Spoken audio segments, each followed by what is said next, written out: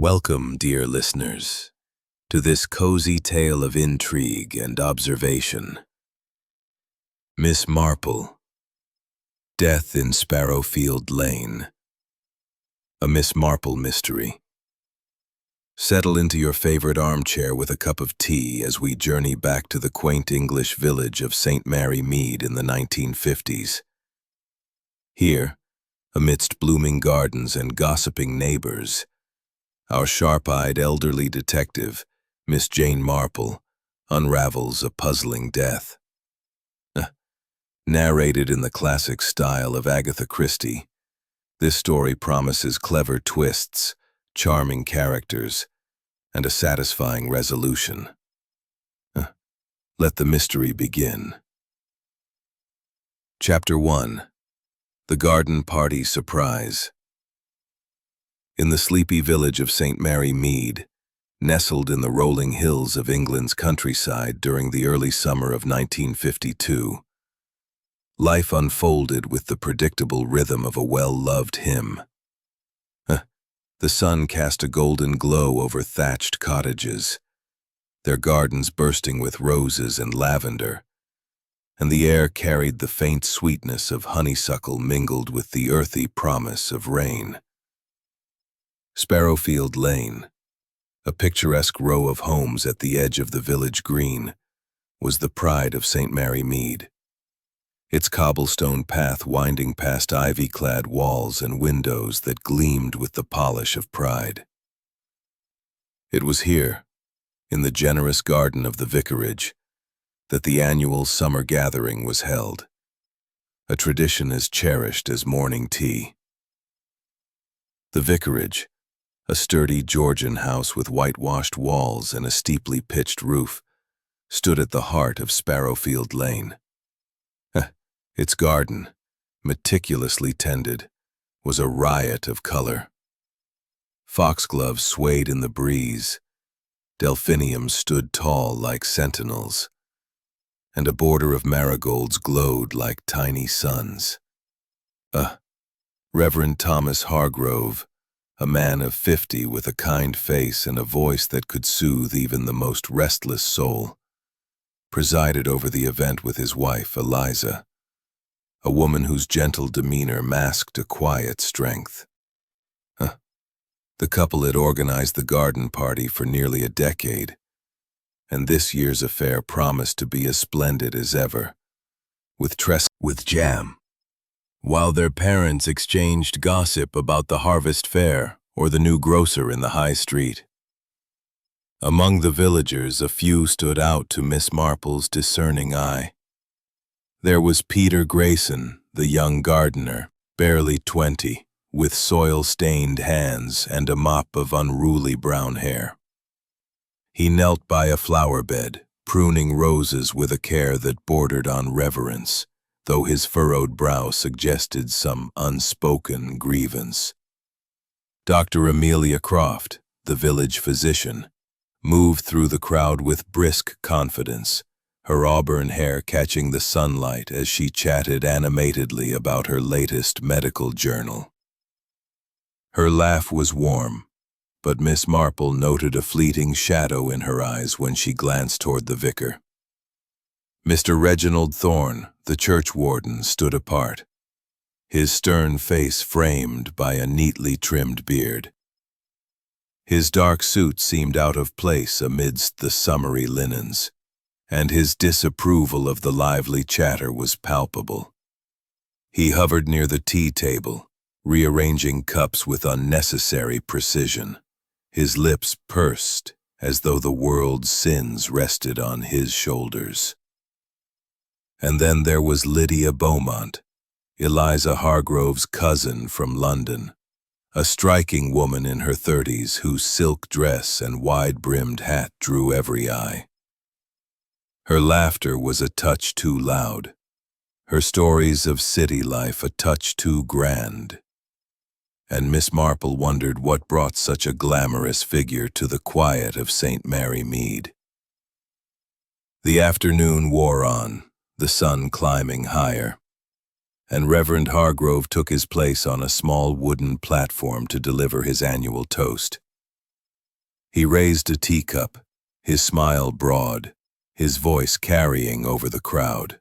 "To our beloved St. Mary Mead," he began, "where friendship blooms like our roses and community is our greatest treasure." The villagers raised their cups in response, a chorus of "Hear, hear," rippling through the garden. But as the vicar took a sip, his expression changed. His hand flew to his throat, his eyes widened in shock, and with a strangled gasp he collapsed onto the grass, the teacup shattered of flowers. Whispers began to circulate, tentative at first, then urgent. "Poison," someone muttered. "It must be poison." The word spread like wildfire, igniting fear and suspicion among the villagers. Inspector Craddock, a young officer from the county police who had dealt with St. Mary Mead's rare troubles before, arrived within the hour. His boyish face was serious as he cordoned off the area, his men questioning guests with polite efficiency. Miss Marple watched from the sidelines, her presence unassuming, but her mind racing. She noted the way Peter Grayson lingered near the flower beds, his eyes darting nervously to the vicarage windows. Dr. Croft, now composed, spoke to the inspector with clinical precision, though her hands betrayed a slight tremor. Reginald Thorne stood ramrod straight, his disapproval now directed at the disorder around him, while Lydia Beaumont hovered near Eliza, offering theatrical words of comfort that seemed to grate on the widow's nerves. "Such a tragedy," Miss Marple murmured to herself, her fingers brushing the edge of her shawl. She recalled a similar incident in her youth, a village fete marred by a sudden death, later revealed to be no accident. People she knew were predictable in their passions and their secrets. A death like this, so public and so sudden, was rarely random. Her eyes lingered on the tea table, where a silver teapot gleamed innocently. The vicar's cup had been unique, a gift from Eliza, its delicate floral pattern distinct from the others. Had someone known he would use it? Had someone ensured it carried more than tea? As the guests were ushered away, their faces pale with shock, Miss Marple approached Inspector Craddock. "A dreadful business, Inspector," she said softly, her voice carrying the weight of experience. "But I dare say the truth lies in the small things. The cup, the scent, the way people looked at one another today." Craddock nodded, accustomed to her cryptic wisdom. "We'll test the tea, Miss Marple. If it's poison, we'll find it. But who would want the vicar dead?" Miss Bottles seemed to hold its breath. The sun rose hesitantly, casting a pale light over the thatched cottages and their dew-kissed gardens, as if reluctant to illuminate the shadow that had fallen over the village.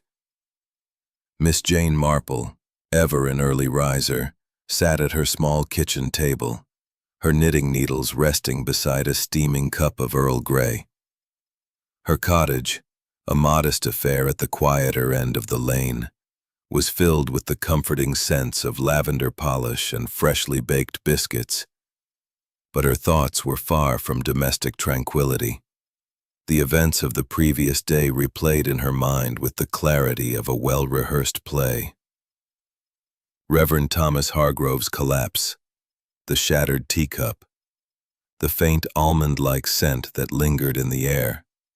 Each detail was a stitch in a pattern she was only beginning to discern. "Poison," the villagers had whispered, and Miss Marple was inclined to agree. But who had slipped it into the vicar's tea, and why?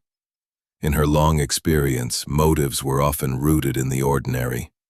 Jealousy, greed, fear of exposure, and St. Mary Mead, for all its charm, was no stranger to such human frailties.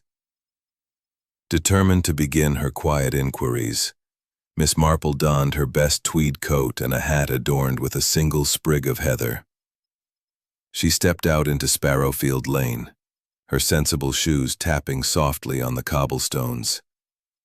The vicarage was her destination, for she knew that Eliza Hargrove, the grieving widow, would be the first to shed light on the household's inner workings.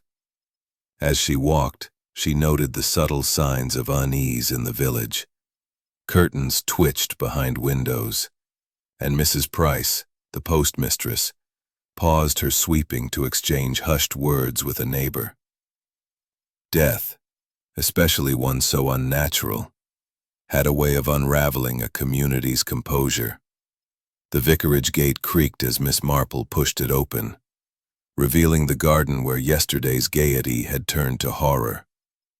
The trestled tables were gone, the flower beds slightly trampled, but the air still carried the faint perfume of roses and tragedy. Eliza Hargrove answered the door herself. Lullaby. It's a terrible shock, but sometimes talking helps to make sense of things. Would you mind telling me about yesterday? About the guests, perhaps? Eliza poured tea with hands that shook, the spout of the teapot clinking against the cup. It was such a lovely day at first, she began, her voice catching. Thomas was in high spirits, planning the harvest fair and his sermon. Everyone was there, Peter Grayson, Dr. Croft, Mr. Thorne, and my cousin Lydia, who's visiting from London. I can't imagine who would do this. Thomas was so beloved. Miss Marple sipped her tea, noting the delicate floral pattern on the cup, similar to the one that had shattered beside the vicar.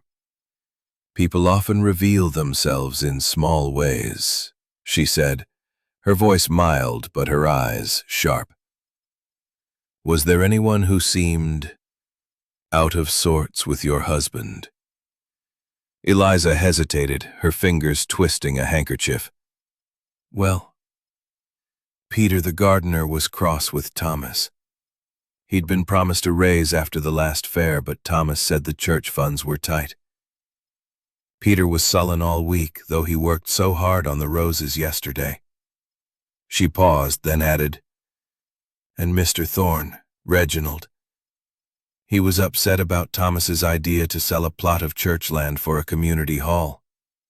He called it sacrilege. They argued last month quite fiercely.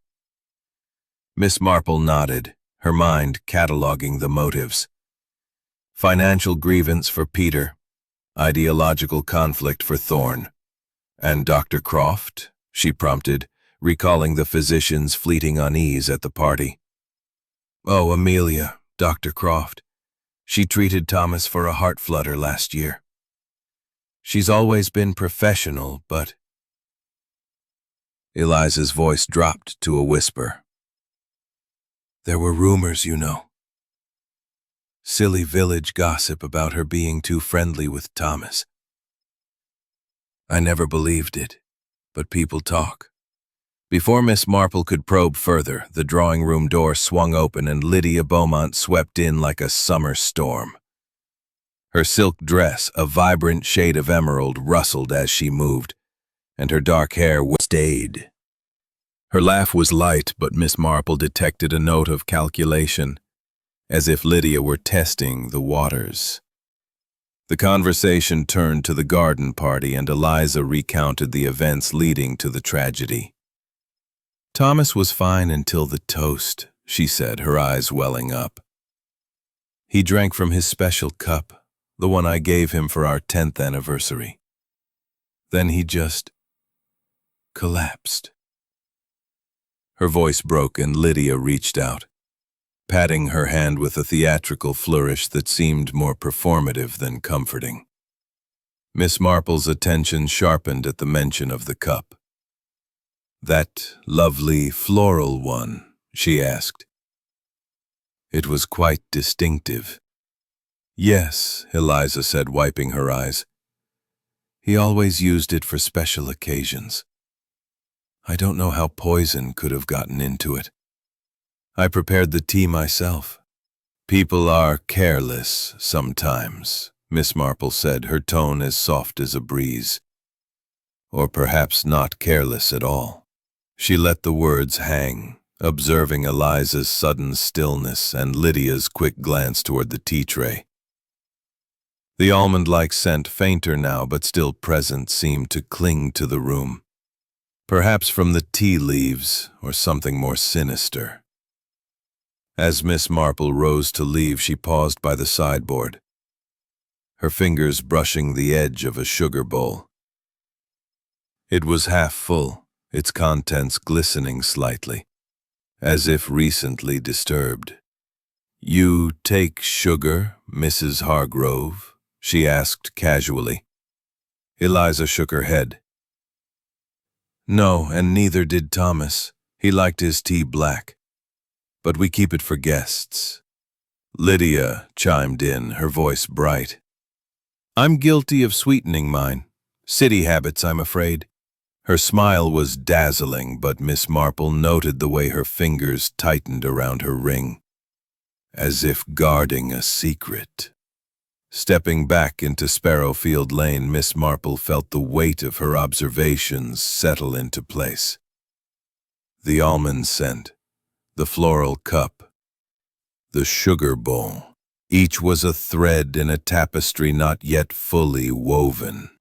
Peter's grudge, Thorne's disapproval, Dr. Croft's rumored affection, and Lydia's cobblestone path, lined with cottages whose windows gleamed with fresh polish, hummed with the quiet rhythm of village life. Milk bottles clinked on doorsteps, a blackbird trilled from a hawthorn tree, and the faint scent of baking bread wafted from a nearby kitchen. Yet beneath this serene surface, whispers of poison and betrayal rippled through the community, as subtle and persistent as the breeze stirring the roses. Miss Jane Marple, her tweed coat neatly buttoned and her heather-sprigged hat tilted just so, walked purposefully along Sparrowfield Lane. Her destination was the vicarage garden, where she hoped to find Peter Grayson, the young gardener whose sullen demeanor at the party had caught her eye. Her knitting bag swung gently at her side, a comforting weight that belied the sharpness of her thoughts. The events of the previous day, the vicar's collapse, the shattered teacup, the faint almond-like scent, had woven themselves into a pattern in her mind, incomplete but tantalizing. Peter, with his reported grievance over unpaid wages, was a thread she needed to examine more closely. As she approached the vicarage, the garden came into view, its flower beds a testament to Peter's skill. The delphiniums stood tall, their blue spikes catching the light, while the marigolds glowed like embers along the path. Miss Marple paused at the gate, her eyes scanning the scene. There was Peter, kneeling by a rose bush, his hands deftly pruning wilted blooms. His broad shoulders were hunched, and his face, partially hidden by a floppy hat, bore a frown of concentration, or perhaps discontent. "Good morning, Peter," Miss Marple called softly, her voice as gentle as the morning breeze. He started, nearly dropping his shears, and stood to face her. At 20, Peter Grayson was a strapping lad with unruly brown hair and eyes that seemed to carry the weight of unspoken troubles. His hands were stained with soil, but Miss Marple noted his boots were surprisingly clean, polished to a shine that seemed out of place for a gardener mid-task. "Morning, Miss Marple," he said. "Happened, though." He clipped a rose with unnecessary force, and a petal fluttered to the ground. Miss Marple's eyes narrowed slightly, though her expression remained serene. "That must have been disappointing," she said. "Money troubles can weigh heavily on a young man." Peter shrugged, but his cheeks reddened. I manage. Got my own plot at home, grow vegetables to sell. But it's not right, is it? Promising something and not delivering." His tone was bitter, and Miss Marple noted the way his hands gripped the shears, knuckles white. "People often mean well but fall short," she said, her voice soothing. "Tell me, Peter, where were you during the vicar's toast yesterday? I don't recall seeing you near the tea table." He hesitated, his eyes darting to the flower bed. "I was working, miss, over by the delphiniums. Didn't see much, but I heard the crowd gasp when he fell." His voice was steady, but Miss Marple sensed a flicker of unease, as if he were choosing his words with care. She smiled, her knitting needles clicking softly as she pulled them from her bag. "Of course. It was a chaotic moment. I dare say everyone was distracted." She paused, her gaze drifting to his boots. "You keep your boots remarkably clean for a gardener. A habit from your army days, perhaps?" Peter's eyes widened briefly. "Aye, miss. Old habits die hard. Don't like tracking mud everywhere." He turned back to his work, but his movements were stiffer now, as if her observation had unsettled him. Miss Marple filed this away, her mind turning to the almond-like scent she had noticed yesterday. Poison, the villagers had whispered, and cyanide was known for its bitter almond odor. But a gardener like Peter would know plants, not chemicals, unless he had access to something more sinister.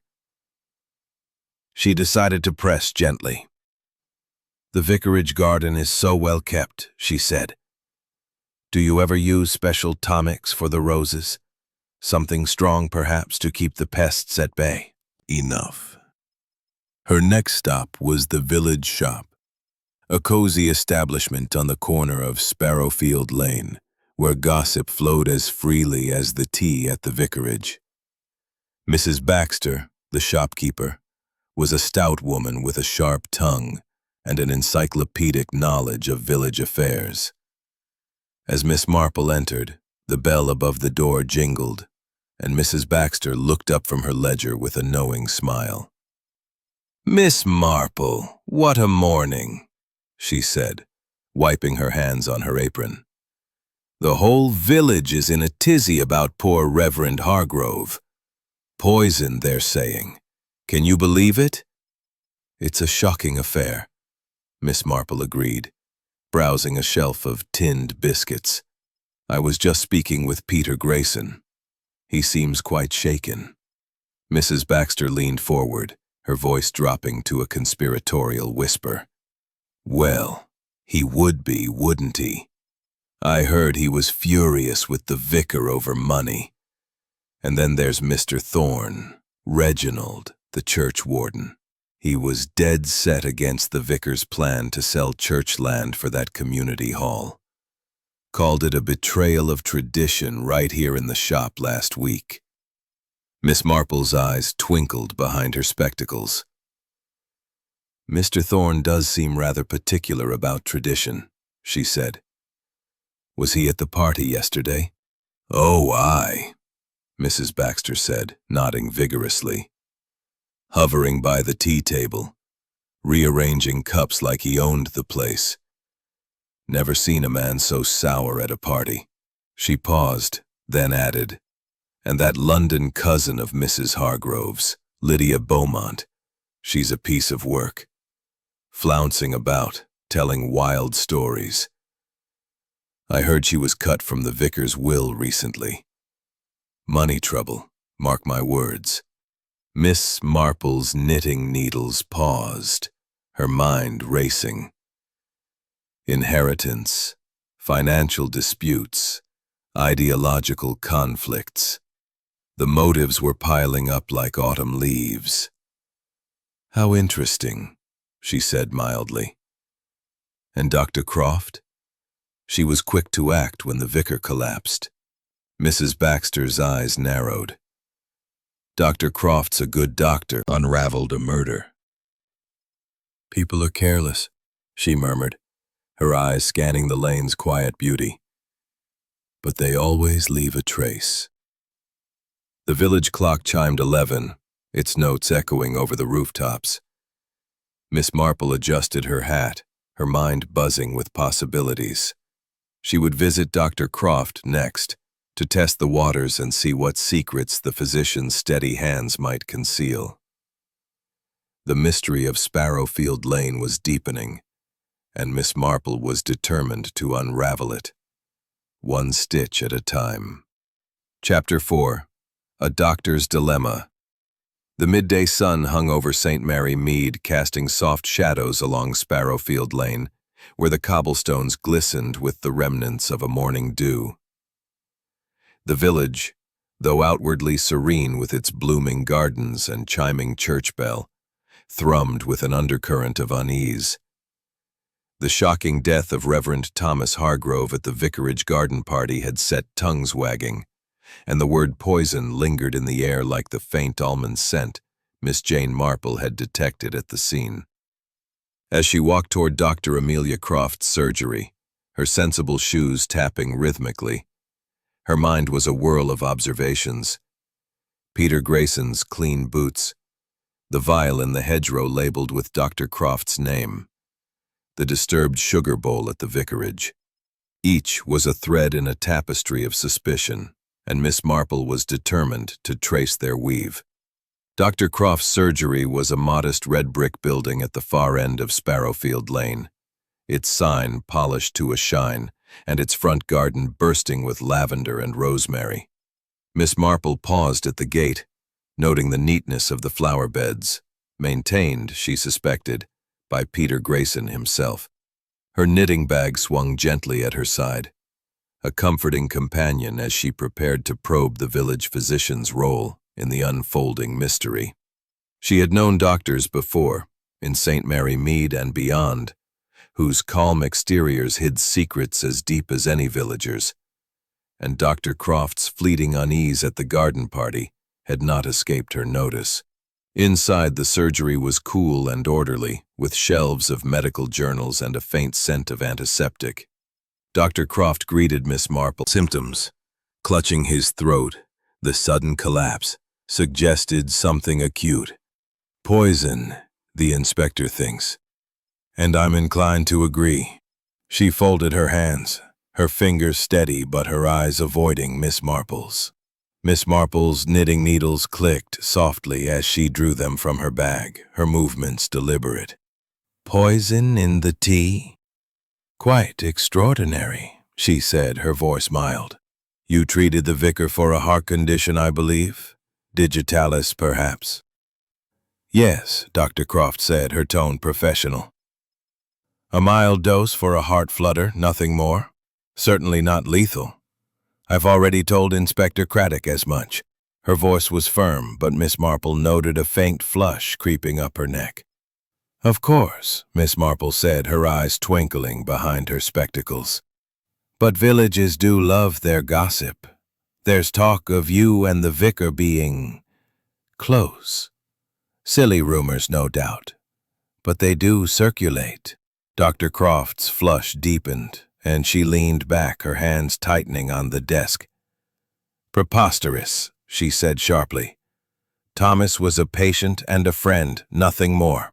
People see what they want to see in a small place like this. Her words were clipped, and Miss Marple sensed a truth half-spoken, as if the doctor were guarding something beyond mere propriety.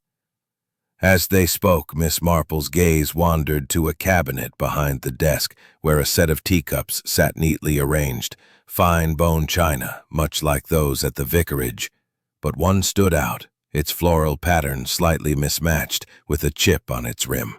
It was strikingly similar to the vicar's shattered cup, and Miss Marple's heart quickened, though her expression remained serene.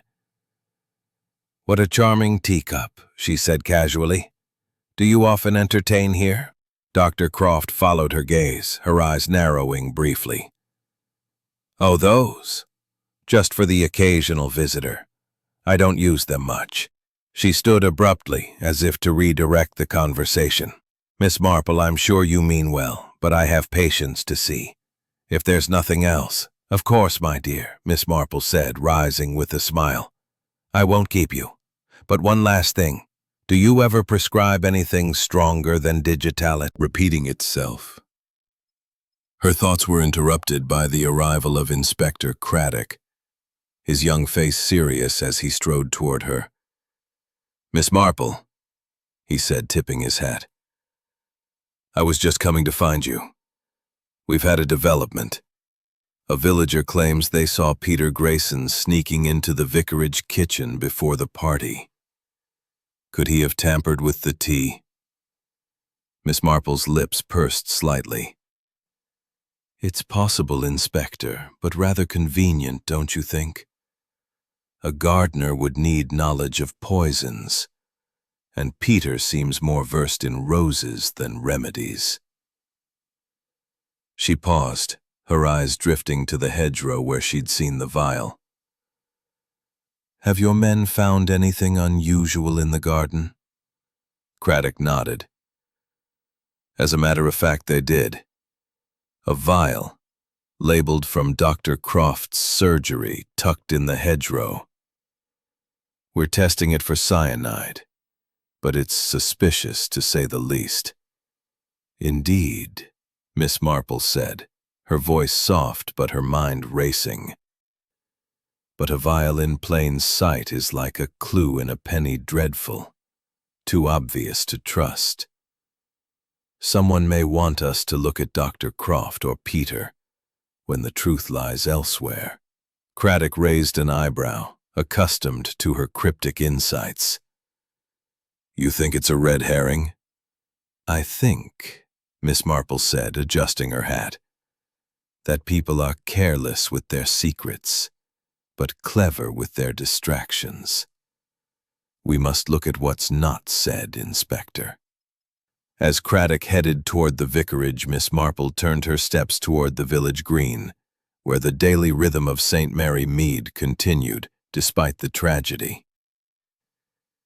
Children played near the duck pond, their laughter a stark contrast to the whispers of poison that drifted from the tea shop.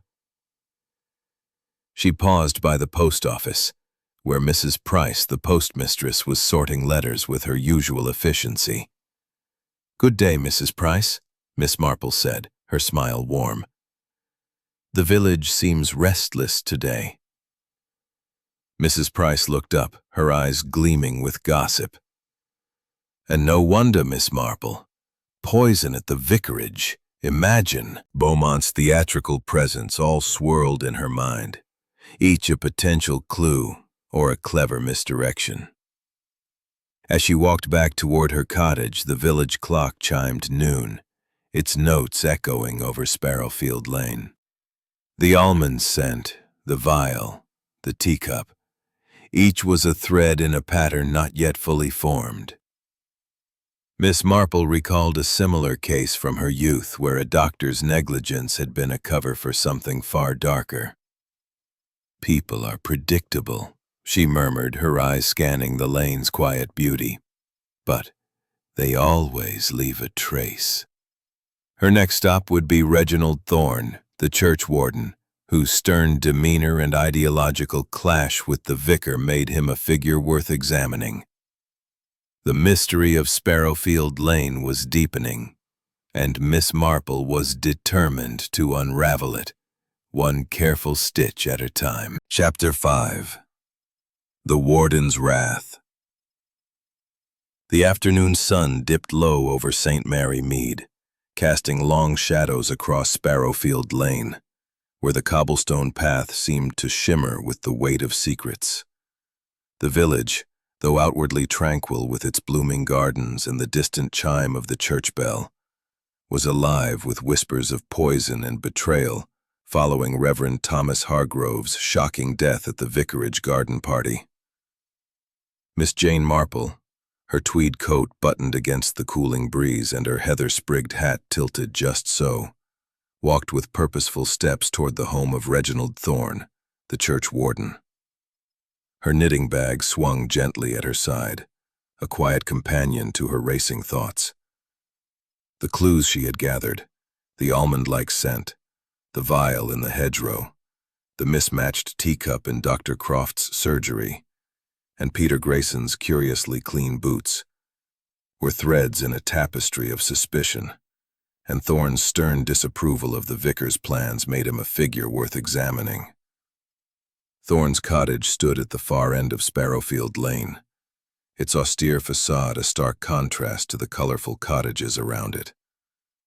The garden was meticulous but joyless, with clipped hedges and a single rosebush that seemed to cower under his exacting care. Miss Marple knocked on the heavy oak door, her mind turning over the gossip from the village shop. Thorne's fierce opposition to the vicar's plan to sell church land for a community hall. Such conflicts, she knew, could fester into something darker, especially in a man whose rigidity bordered on obsession. The door creaked open and Reginald Thorne appeared, his tall frame filling the doorway. At 60, he was a formidable figure, with a neatly trimmed beard and eyes that gleamed with unyielding conviction. His dark suit, immaculate despite the hour, gave him the air of a man who brooked no nonsense. "Miss Marple," he said, his voice low and clipped.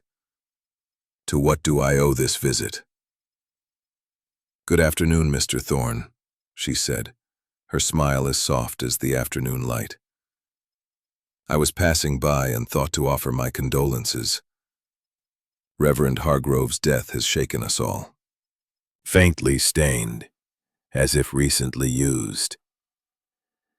"The land sale must have caused quite a stir," she said. "I hear you felt strongly about preserving tradition."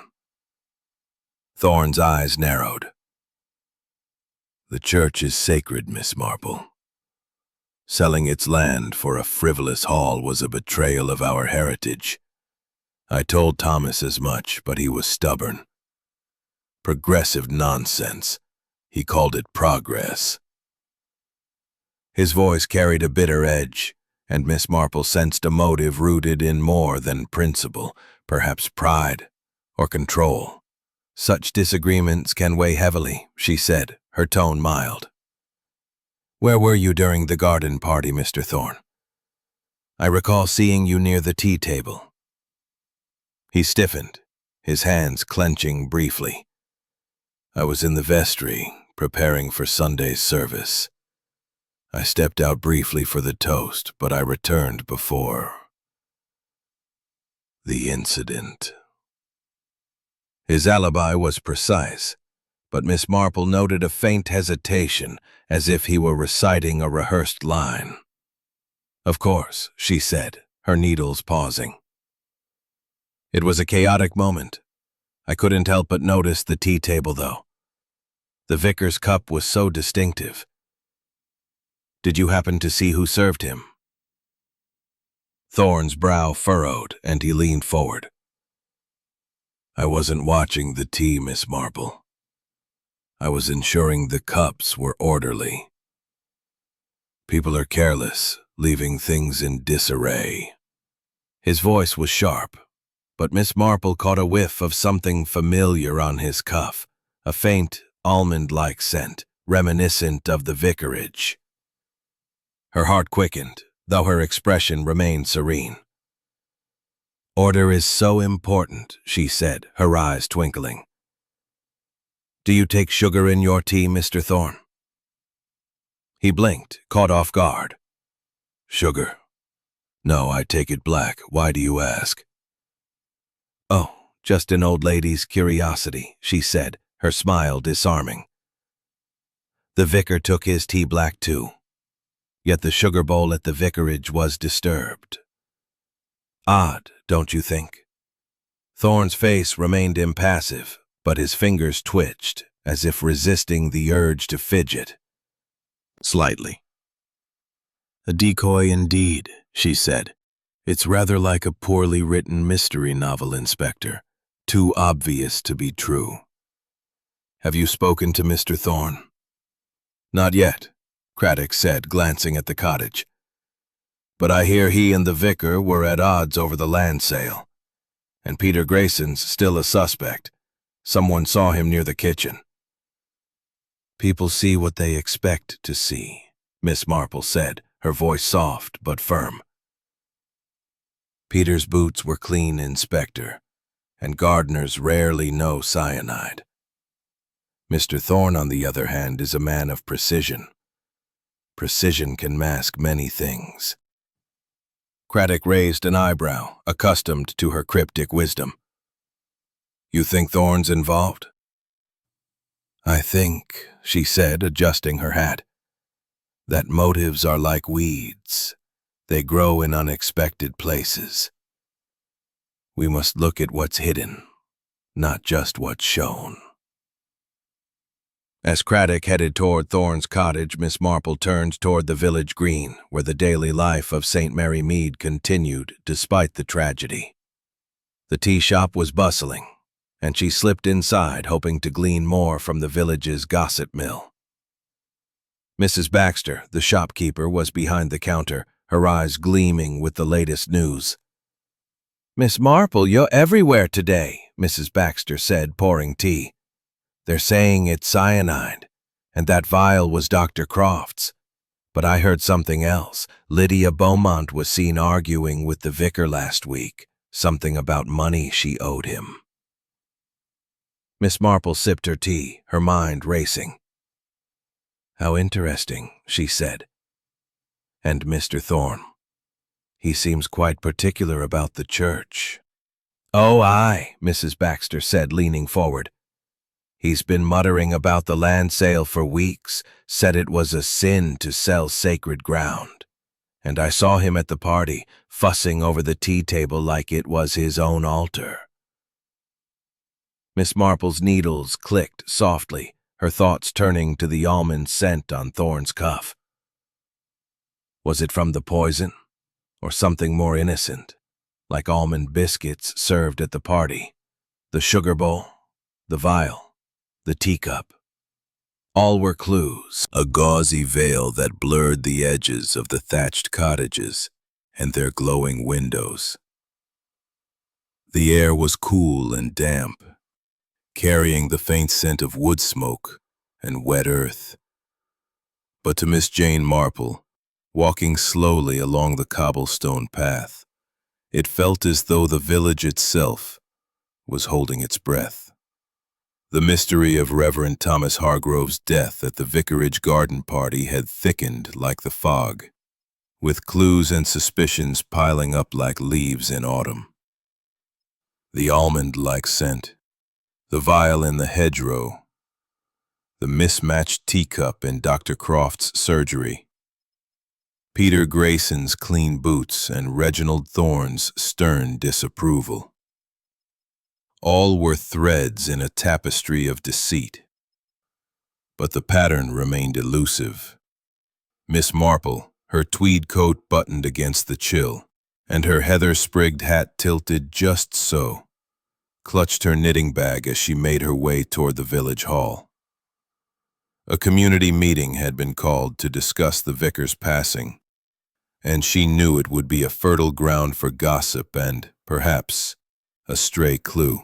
Her mind buzzed with the details she had gathered. The cyanide confirmed in the vicar's tea. The vial labeled with Dr. Croft's name. And the sugar bowl disturbed, despite the vicar's preference for black tea. Each clue pointed to a different suspect. Yet Miss Marple suspected some were deliberate distractions, like footprints laid to mislead a hunter. The village hall, a modest building with whitewashed walls and a slate roof, was already crowded when she arrived.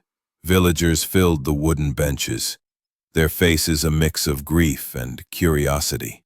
Eliza Hargrove sat near the front, her black dress stark against her pale skin, her hands twisting a handkerchief.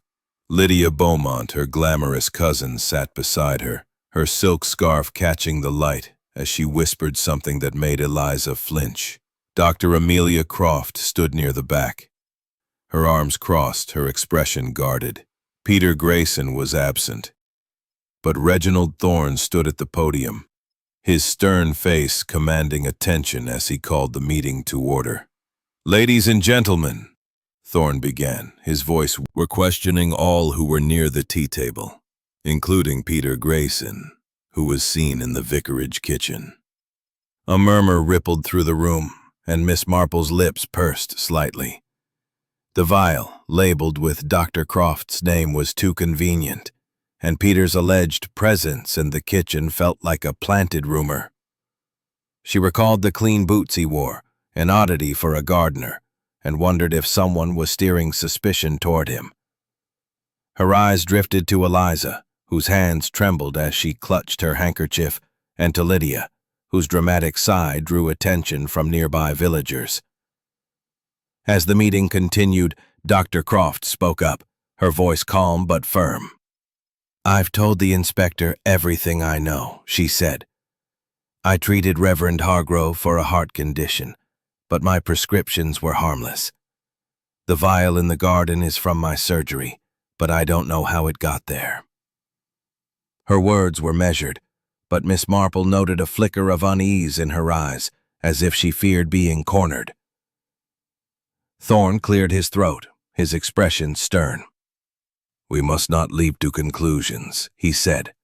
"The vicar's death is a tragedy, but we must preserve order." He produced a letter from his pocket, holding it aloft. "This is my correspondence with Thomas, opposing the sale of church land. I was open about my objections. No need for secrecy." His tone was defiant, but Miss Marple caught a faint almond-like scent as he waved the letter, reminiscent of the vicarage and his own cuff. Lydia Beaumont rose, her silk dress rustling. "This is all so dreadful," she said, her voice carrying a theatrical lilt. "Uncle Thomas was like a father to me, but I must confess, he and I had words recently. I borrowed money from him, and I hadn't repaid it. But I'd never harm him." Her eyes welled with tears, but Miss Marple noted the calculated pause, as if Lydia were playing to the crowd. The meeting dissolved into murmurs, and Miss Marple slipped outside, the fog wrapping around her like a shawl. She paused by the vicarage garden, where the flower bed stood silent under the mist. Her thoughts turned to Eliza, whose grief seemed genuine but whose running a hand through his hair. "You think it's planted?" "I think," she said, adjusting her hat, "that the truth is like a knot in my knitting, tangled until you find the right thread to pull. We must look at what's missing, not just what's shown." Her thoughts were interrupted by a rustle in the hedgerow, and she turned to see a scrap of paper caught among the leaves, a receipt from a nearby pharmacy, dated a week ago, for rat poison.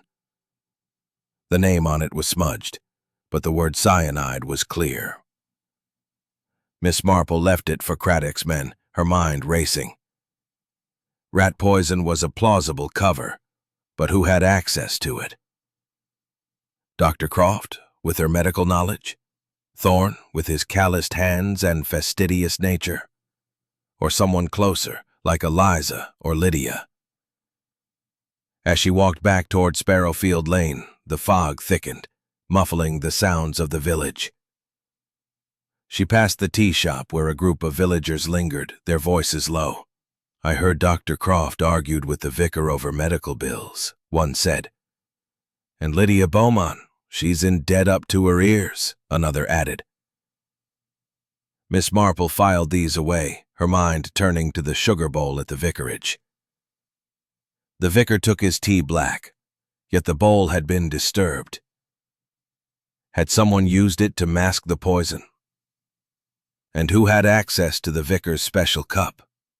She recalled a case from her youth where a seemingly innocuous detail, a misplaced sugar tong, had revealed a murderer's carelessness.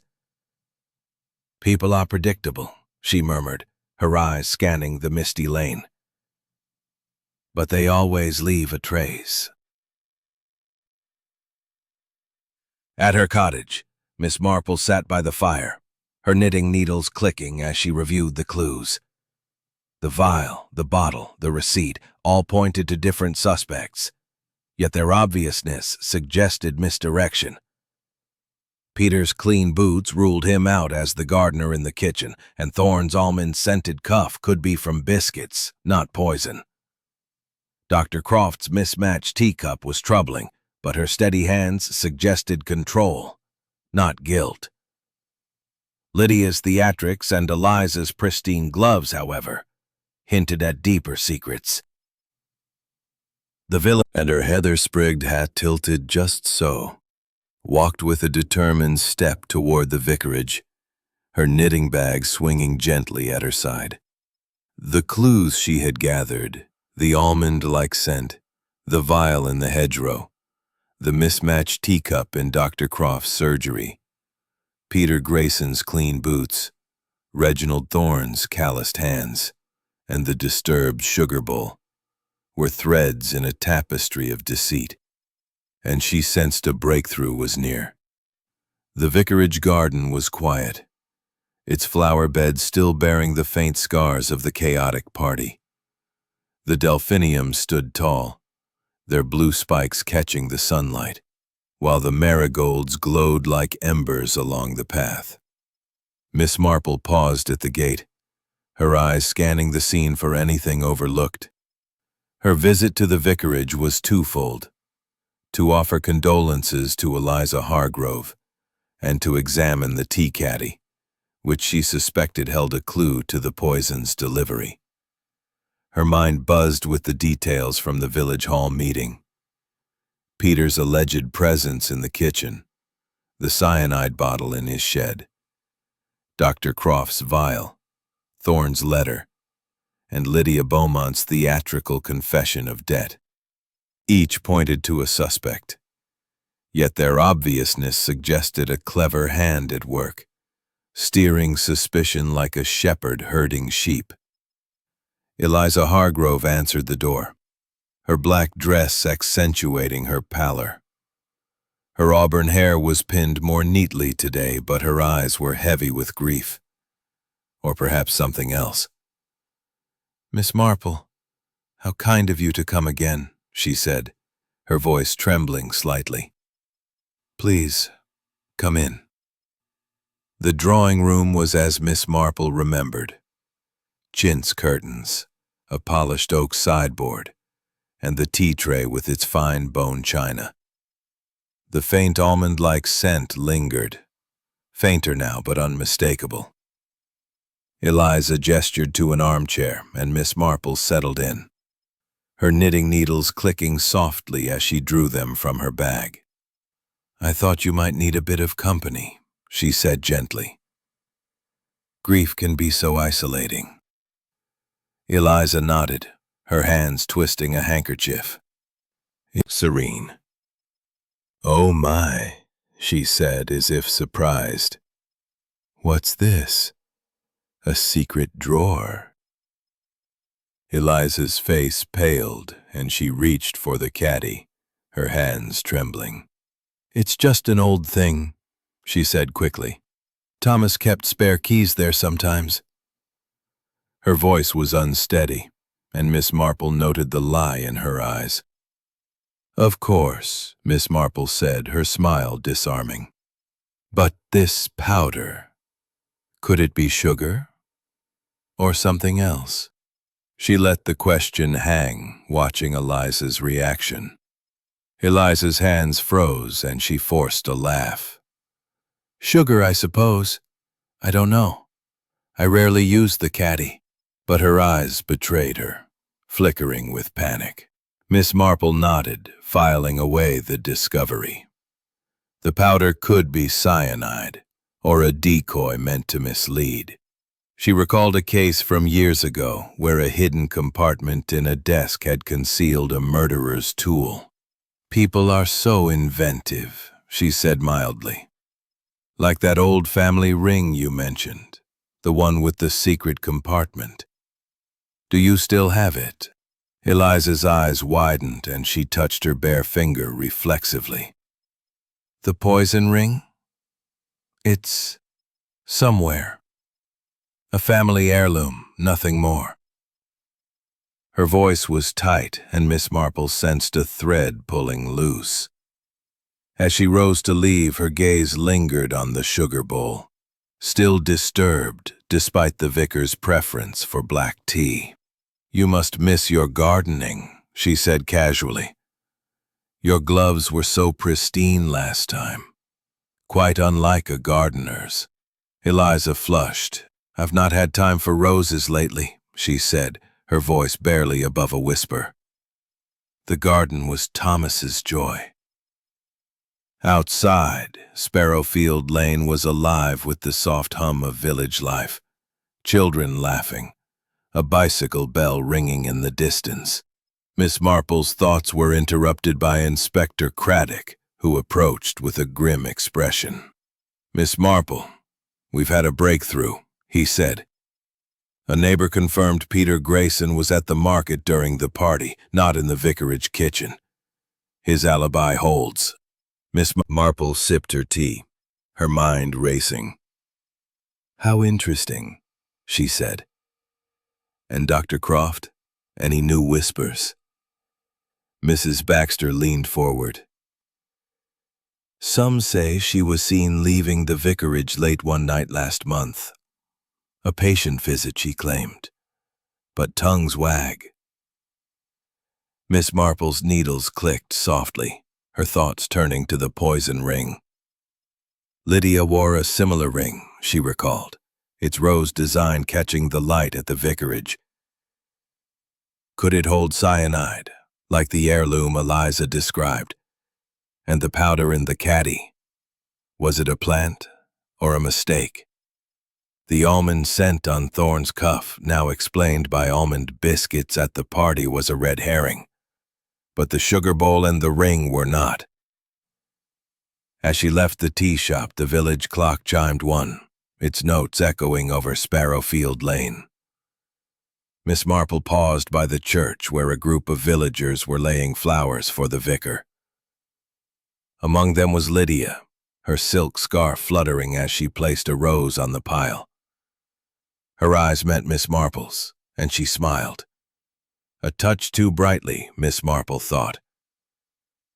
"Good day, Miss Beaumont," Miss Marple said, her voice gentle. "Such a lovely gesture for the vicar." Lydia's smile faltered. "He was family," she said, her voice catching. "I owe him so much." But her fingers toyed with her ring, and Miss Marple noted the nervous gesture. Back at her cottage, Miss Marple sat by the fire, her knitting needles clicking as she reviewed the clues. The caddy's powder, the poison ring, Eliza's pristine gloves, Lydia's debts, all pointed to a motive tied to intimacy or desperation. She recalled a case from her youth where a hidden compartment had revealed a killer's intent. "People are careless," she murmured, her eyes scanning the quiet lane through her window. "But they always leave a trace." The mystery of Sparrowfield Lane was unraveling, and Miss Marple was determined to pull the final threads, one careful stitch at a time. Chapter 8. The Hidden Motive. The late afternoon sun cast a warm glow over St. Mary, spurred by a growing conviction. The poison that killed the vicar had been administered with intimate knowledge of his habits, and the hidden compartment in the tea caddy suggested someone close to the household. Eliza Hargrove, the grieving widow, and her cousin Lydia Beaumont, with her theatrical flair, were at the heart of her suspicions. Yet Dr. Amelia Croft's medical expertise and Reginald Thorne's rigid opposition to the vicar's plans could not be dismissed. The cyanide bottle in Peter's shed had been a red herring, his alibi now solid. But the pharmacy receipt for rat poison and the poison ring Eliza mentioned kept Miss Marple's mind whirring. The vicarage garden was quiet. its roses nodding in the breeze as if mourning their keeper.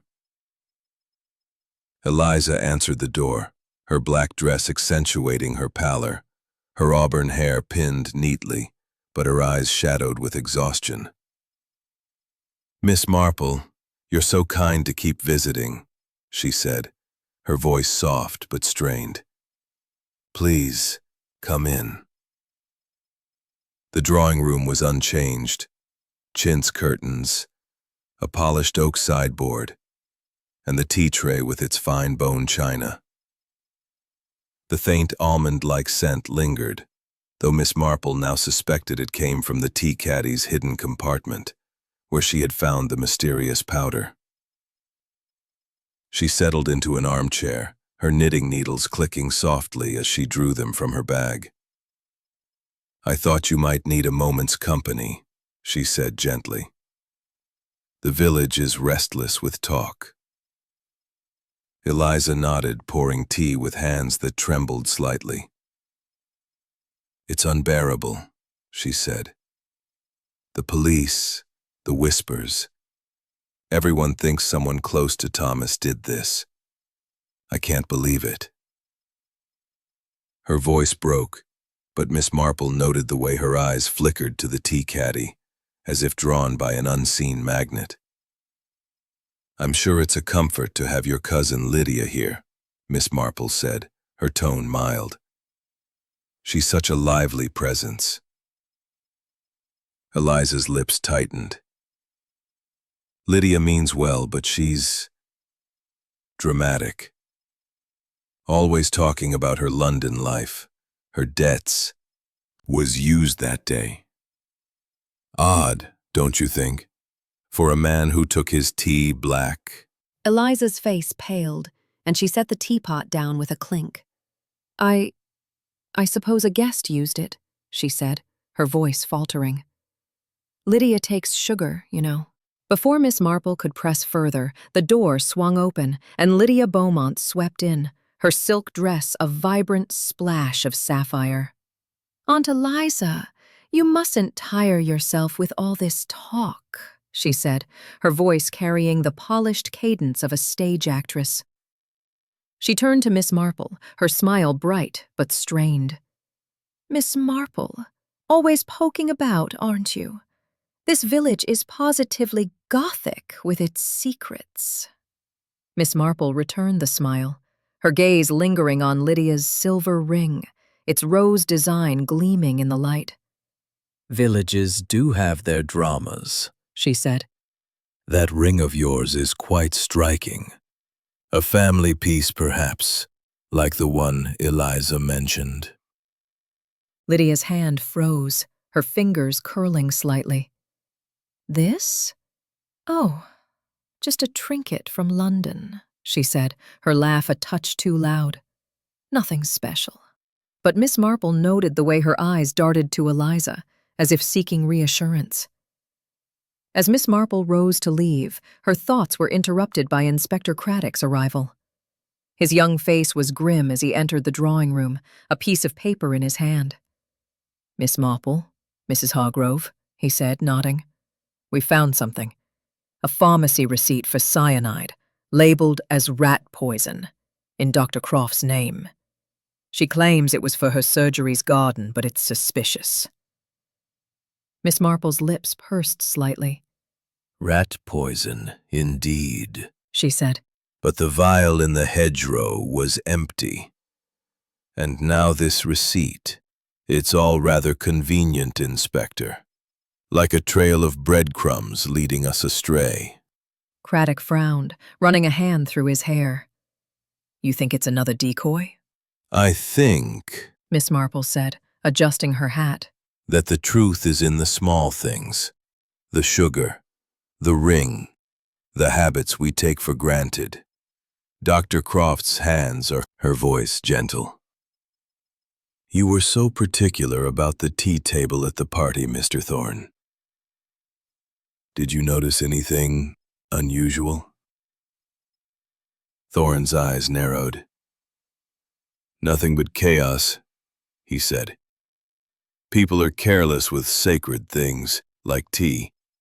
or church land. His voice was bitter, but Miss Marple noted the absence of the almond scent on his cuff today, confirming her suspicion of almond biscuits as its source. As she walked back toward her cottage, the village clock chimed 5, its notes echoing over the rooftops. Miss Marple's mind buzzed with the clues. The sugar bowl, used despite the vicar's habits, the poison ring, possibly shared between Eliza and Lydia, the powder in the caddy, likely cyanide, and the pharmacy receipt, pointing to Dr. Croft but too obvious to trust. Peter's alibi had cleared him, and Thorne's motive seemed rooted in principle, not murder. The true culprit, she suspected, was someone with intimate access to the vicar's tea and a motive tied to personal betrayal. She recalled a case from her youth where a wife's jealousy had led to a poisoned cup masked by a seemingly innocent gesture.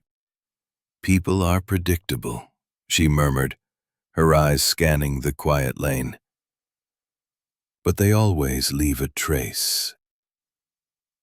At her cottage, Miss Marple sat by the fire, her knitting needles clicking as she pieced together the pattern.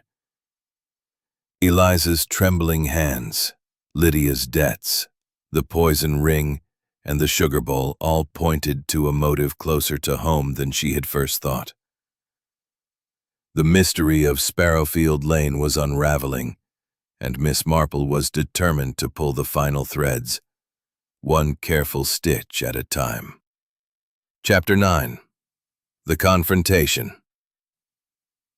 The evening air in St. Mary Mead was crisp, with a faint chill settling over Sparrowfield Lane as the sun dipped below the horizon, casting long shadows across the cobblestone path.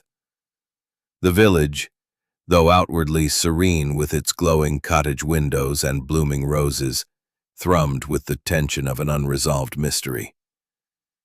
Reverend Thomas Hargrove's death at the vicarage garden party, fine bone china, stood on the sideboard, the mahogany tea caddy gleaming beside it. Eliza Hargrove, pale in her black mourning dress, greeted the guests with a strained smile.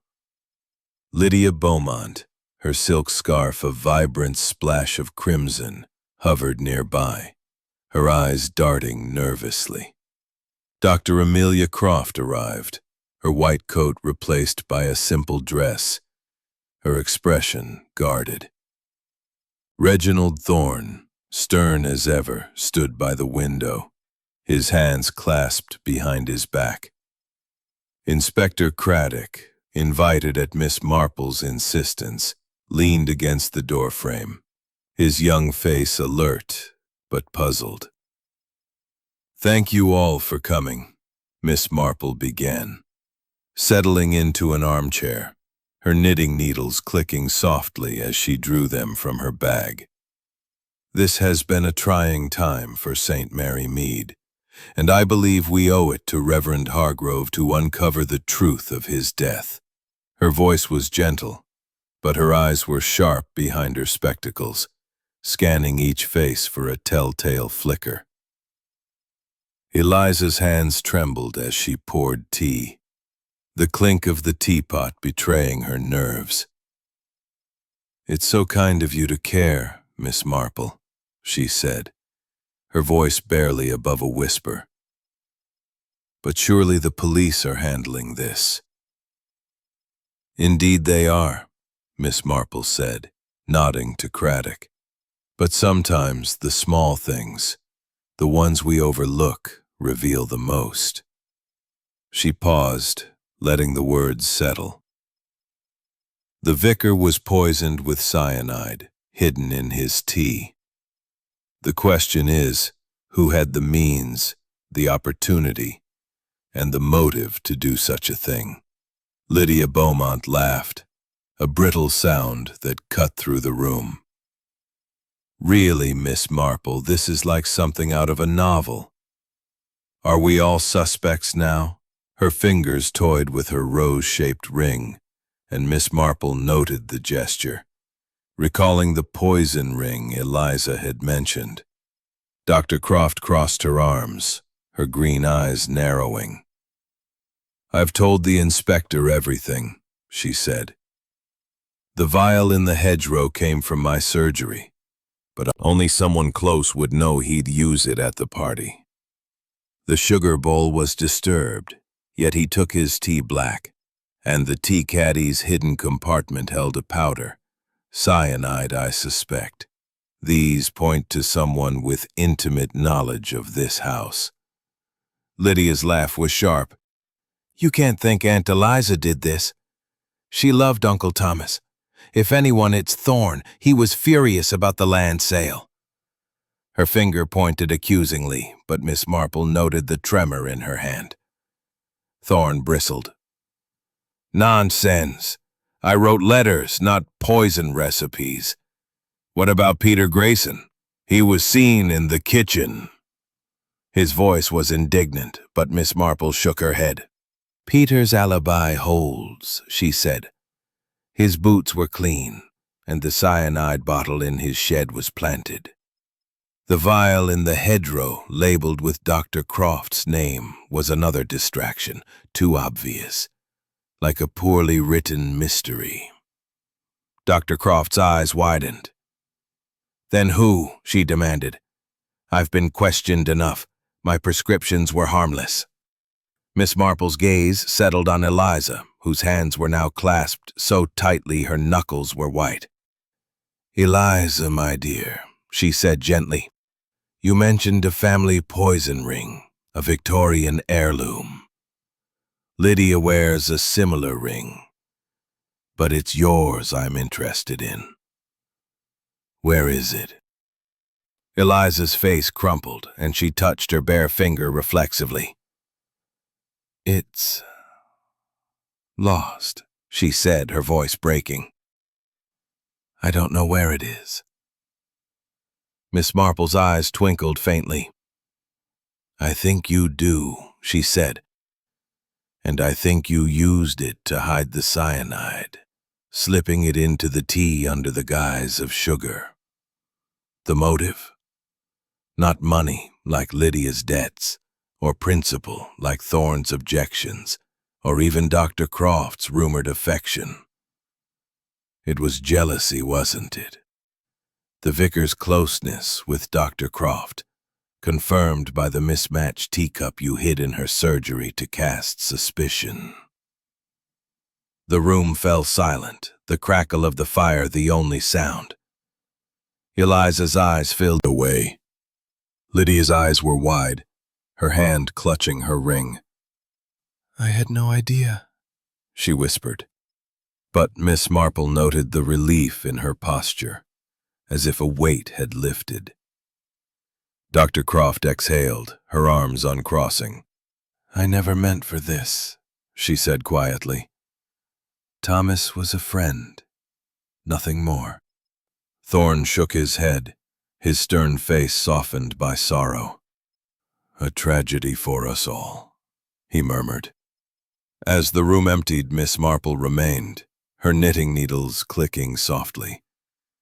The mystery of Sparrowfield Lane had been solved, but not without cost. She recalled a similar case from her youth where jealousy had turned love to poison. "People are predictable," she murmured, her eyes scanning the quiet room. "But they always leave a trace." The village clock chimed 7, its notes echoing through the dusk. Miss Marple gathered her things, her mind already turning to the morning, when she would explain the final threads over tea. The truth had been found, but St. Mary Mead would need time to heal. 10. Tea and Truths. The morning sun rose gently over St. Mary Mead, casting a soft golden light across Sparrowfield Lane, where the cobblestone path wound past thatched cottages and gardens bursting with late summer blooms. The village, though still reeling from the revelation of Eliza Hargrove's guilt in the poisoning of her husband, Reverend Thomas Hargrove, seemed to breathe a little easier, as if the truth had lifted a weight from its heart. Miss Jane Marple, seated at her small kitchen table in her cozy cottage, sipped a cup of Earl Grey, her knitting needles resting beside a half-finished pink shawl. The fire crackled in the hearth, filling the room with warmth and the faint scent of lavender polish. But her mind was busy weaving together the final threads of the mystery that had gripped Sparrowfield Lane. The events of the previous evening's confrontation at the vicarage replayed in her mind with the clarity of a well-knit pattern. Eliza's tearful confession, driven by jealousy over her husband's rumored affair with Dr. Amelia Croft, had unraveled the tapestry of deceit, revealing the morning by her loyal housekeeper, Mrs. Bantry, wafted from the kitchen, mingling with the aroma of brewing tea. As the village clock chimed 10, the first guests arrived. Inspector Craddock, his young face softened by relief. Dr. Amelia Croft, her auburn hair neatly pinned but her eyes still shadowed. And Mrs. Baxter, the village shopkeeper, whose curiosity was as sharp as ever. Lydia Beaumont and Reginald Thorne had declined to attend, citing personal matters. But Miss Marple suspected they needed time to process the shock of Eliza's betrayal. "Thank you for coming," Miss Marple said, her voice as gentle as the morning light. She settled into her favorite armchair, her knitting needles clicking softly as she drew them from her bag. "I thought a quiet chat over tea might help us make sense of this dreadful affair." Craddock nodded, taking a seat near the fire. "It's been a grim case, Miss Marple," he said. "Your insight was invaluable. But I'd like to hear the full explanation, how you pieced it together." Mrs. Baxter leaned forward, her eyes gleaming. "Aye, and the village is buzzing with questions. How did Eliza do it? And why?" Miss Marple smiled, her eyes twinkling behind her spectacles. "People are predictable, my dear friends, like patterns in knitting. They follow familiar stitches, but it's the small mistakes, the dropped threads, that reveal the truth. Let me start at the beginning." She sipped her tea, her voice calm but clear. The vicar's death was no accident. The cyanide in his tea, confirmed by the police, was delivered with precision in his special floral cup, a gift from Eliza. This suggested someone close, someone who knew he'd use that cup at the garden party.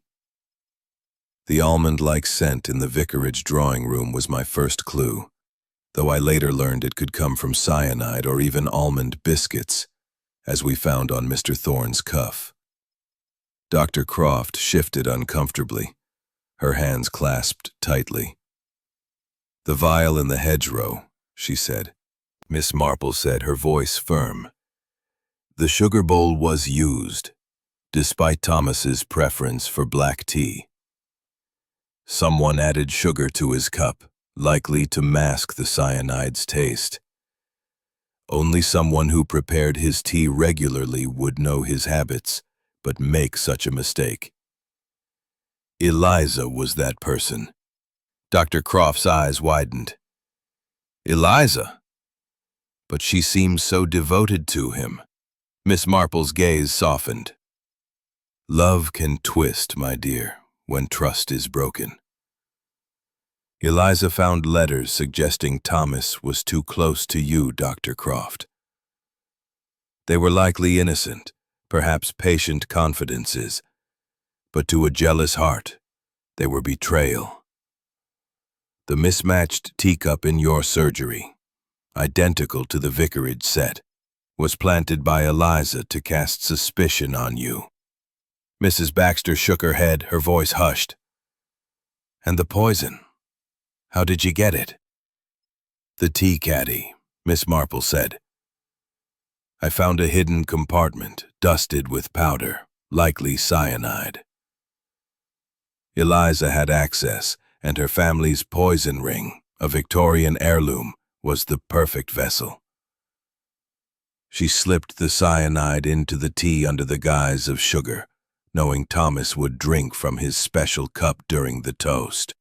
Craddock frowned. But Lydia Beaumont, she wore a similar ring. And she had debts, a motive. Miss Marple nodded. Lydia was a distraction, with her theatrical confessions and debts. Her ring was a trinket, not a poison vessel. Eliza's ring, however, was missing. She claimed it was lost, but I suspect she hid it after the act. Her pristine garden gloves were another clue. A true gardener's would be soiled, but Eliza avoided the roses, perhaps to distance herself from the garden where the vial was planted. Mrs. Baxter sipped her tea, her eyes wide. And Mr. Thorne? He was so angry about the land sale. A red herring, Miss Marple said. His opposition was vocal, but his calloused hands came from woodworking, not poison. The almond scent on his cuff was from biscuits, not cyanide. People see what Mrs. Baxter. Love and fear can lead to terrible choices. But St. Mary Mead is strong. It will mend. As her guests finished their tea, the conversation turned to lighter matters. The harvest fair, the church's new plans. Craddock rose, tipping his hat. Thank you, Miss Marple. Your knack for the small things saved us a lot of trouble. Miss Marple smiled, her knitting needles clicking once more. It's just a matter of seeing the pattern, Inspector. Like knitting a shawl, one stitch at a time. As the guests departed, the village clock chimed 11, its notes echoing over Sparrowfield Lane. Miss Marple stood at her door watching the village settle into its familiar rhythm. The mystery of Reverend Hargrove's death had been solved, but its echoes would linger. She recalled a similar case from her youth where a jealous heart had poisoned a marriage, and sighed softly. People are predictable, she murmured, her eyes scanning the quiet lane. But they always leave a trace. The sun climbed higher and Miss Marple returned to her knitting, her mind at ease. St. Mary Mead would heal, its warmth and community enduring, like the roses that bloomed despite the autumn chill. The truth had been found, and the village could rest, at least until the next mystery stirred its sleepy heart.